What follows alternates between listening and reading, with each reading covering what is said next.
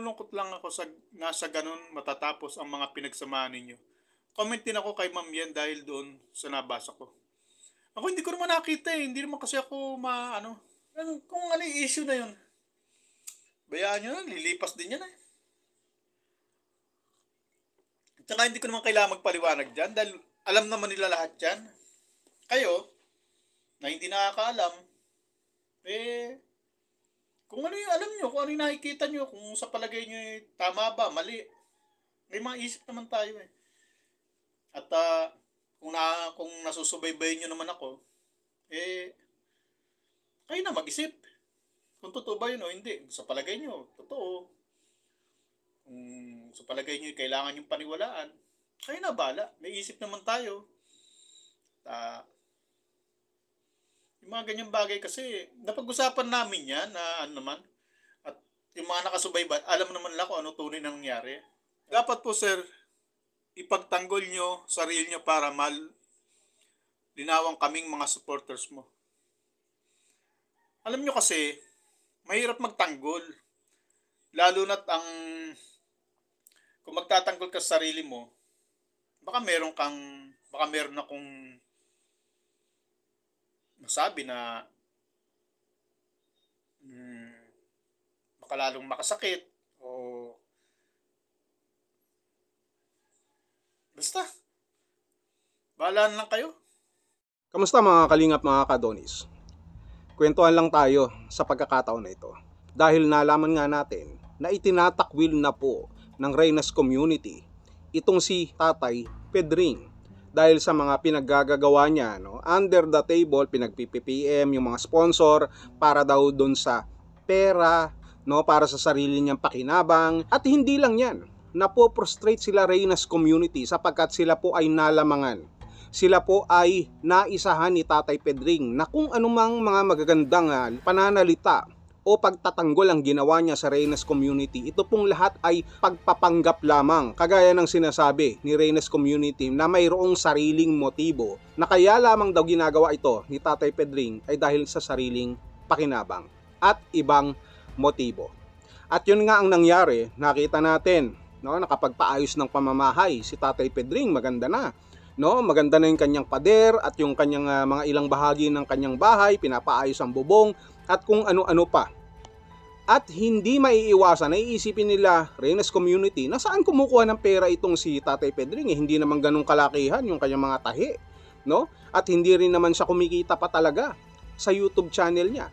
Sa makatuwid, totoo daw yung sinasabi ng mga ilang nagsusumbong kila Reynas Community na si Tatay Pedring daw ay nag-PPM sa mga sponsor at kung ano-ano pa.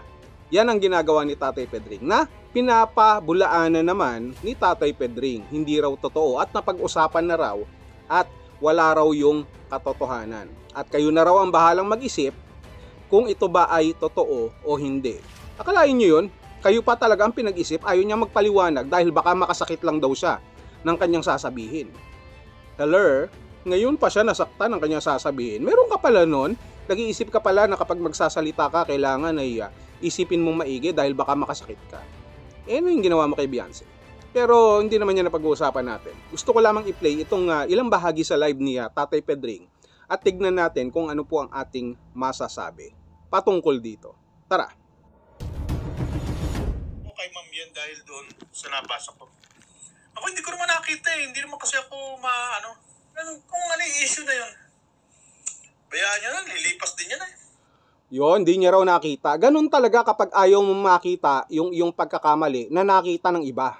Sasabihin mo na lang na wala akong alam dyan, hindi ko nadinig yun, hindi ko nabasa. Walang katotohanan yun.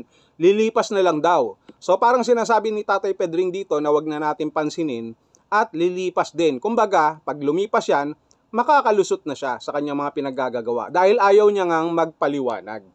Hindi ko alam kung bakit, siguro natatakot siya na kapag nagpaliwanag siya, lalabas ng defensive siya at yun ang ayaw ni Reynas Community na dumipensa sapagkat lalabas at lalabas yung mga ebidensya, mga resibo na sinasabi ni Reynas Community laban dito kay Tatay Pedring. Pag nagkataon na gano'n, abay, patay ka na, Tatay Pedring. Kulong ka na, wala ka pang pampiyansa. Ano na? Tuloy. Tsaka hindi ko naman kailangan magpaliwanag dyan dahil alam naman nila lahat dyan. Kayo, na hindi nakakaalam, kung ano yung alam nyo, kung ano yung nakikita nyo, kung sa palagay nyo tama ba, mali. Ang galing magpalusot, no? Ayaw niya magpaliwanag. Kayo na raw bahala kung ano nakikita nyo, kung tama at mali. Nakikita saan? Sa live mo. Natural, kung ano yung makikita nila, yun yung pinapakita mo na tama sa paningin mo. Na gusto mong itama yung kanilang paningin doon sa tamang ginagawa mo, kung tama man ang ginagawa mo. Ang lakas pala ng tama mo Federico No? Ayaw mong magpaliwanag kasi nga, guilty ka. No, okay lang yung maging guilty ka. Sabi ko nga sa'yo, karapatan mo rin na magkaroon sa mga sponsor dahil pinakinabangan ka rin nila Reyna's Community. Di ba ikaw ang pinront, pinagtulakan hanggang sa makukulong ka na ngayon, tapos ganun-ganun na lang, wala kang mapapakinabangan? Ay, hindi pa pwede yan. Kung ako sa'yo, no, magpaliwanag ka, bumawi ka. Aba, mas marami ka ring alam sa kanila, di ba, sa pinagagagawa nila Rowin nila Reyna's Community. Sabihin mo rin, para tabla-tabla na. Hindi pa pwedeng mapuruhan ka rito. Ha? Magpaliwanag ka, Brad. Wag ganun. May mga isip naman tayo At kung nasusubaybayin nyo naman ako, kayo na mag-isip. Kung totoo ba yun o hindi. Sa palagay nyo, totoo. Sa palagay nyo, kailangan yung paniwalaan. Kayo na bala. May isip naman tayo. Yung mga ganyang bagay kasi, napag-usapan namin yan na naman. At yung mga nakasubayban, alam naman lang kung ano tunay na nangyari.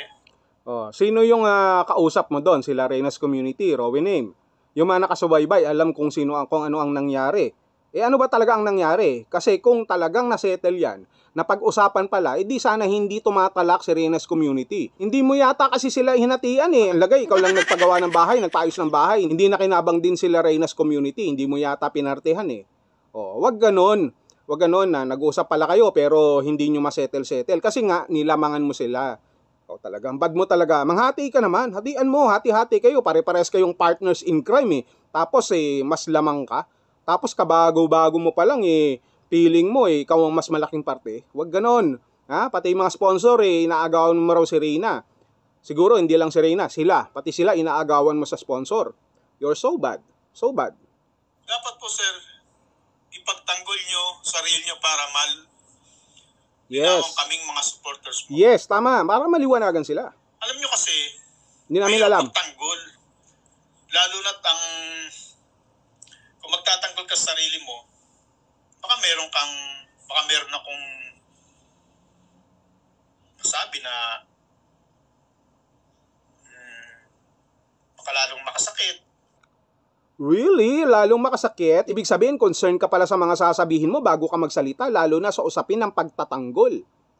Kung meron ka palang kamalayan sa mga ganun na baka ka makasakit, ano yung ginawa mo at mga sinabi mo kay Beyonce? Hindi ba nakakasakit yon? Paninirang puri yon? Ang hirap sa'yo, Federico, kinukontra mo yung sarili mo. No, hindi mo kayang panindigan yung mga sinasabi mo. Ngayon may nalalaman ka pang baka makasakit ka.